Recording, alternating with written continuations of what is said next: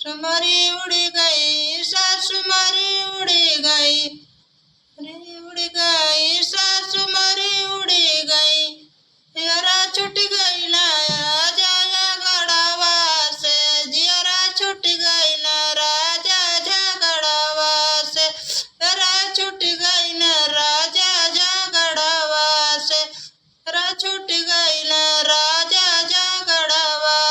राजा फागुनवा में आया गुनावा में, ओ फागुनवा में अनिया गैल राजा फागुनवा में, अनिया गैल राजा फागुनवा में।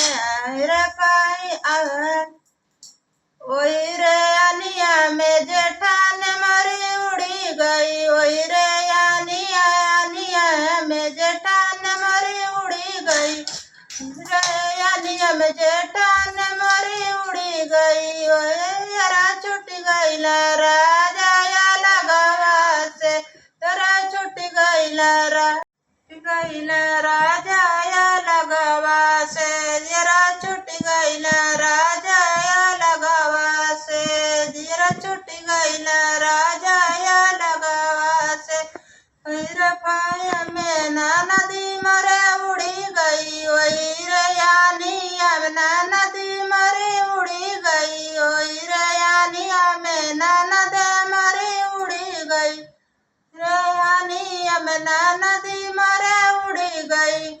छूट गई राजा बहजवा से, जियरा छूट गई राजा दहजवा से, जरा छूट गई राजा दहजवा से, जियरा छूट गई राजा दहजवा से, दहजवा से हो दहजवा से, जियरा छूट गई राजा दहजवा से, जियरा छूट गई राजा दहजवा से।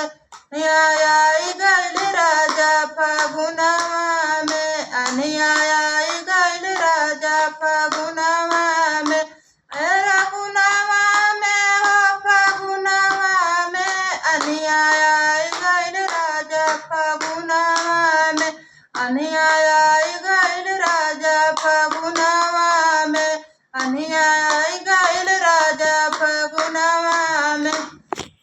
धन्यवाद। मेरा गाना अगर अच्छा लगे तो लाइक शेयर जरूर करिएगा।